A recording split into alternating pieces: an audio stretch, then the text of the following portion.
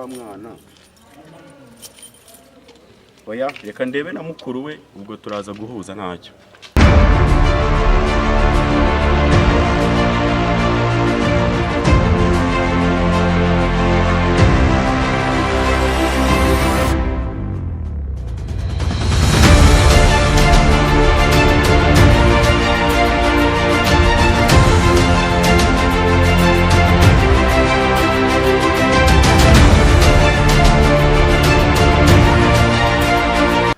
Hello baby.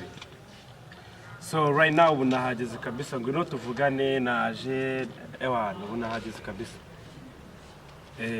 Nsanga hano mu kigo kabisa. So fresh. Sawa.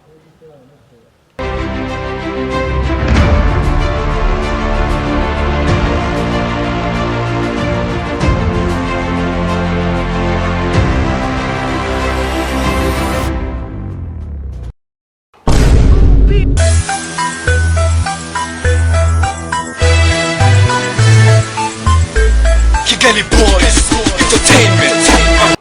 Oh B, waguze indi modoka mana we. Modoka mana we. Wallahi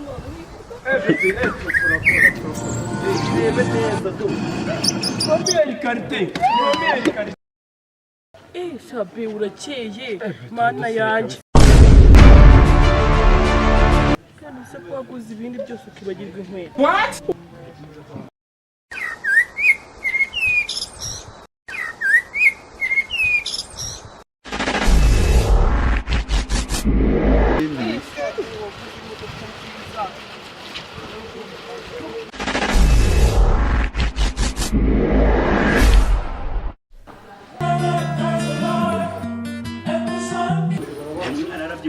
Kino kigo ni cyiza bayeho neza ya musiye amafaranga sibyo ko atari na menshi ariko tuzongera tumusure nta kibazo.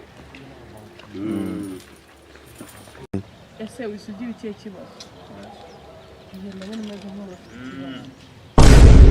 Iki kigo nabonye ari cyiza bya tari kabisa. Uretse gatoya uretse nibiki hano bimeze bite ko ndeba mwako bimeze bite ndeba wanjye gari imodoka ni byiza ntagamebe mu ibyuma by'imodoka Ntabwo bibona byose se ko birimo. ni iki uyu muri kumwanga ntabwo muri kuzaba amafuti we kwishyura by'ibyuma by'imodoka se bafate muri Nyabugogo ejo bundi Nare nakubeshye.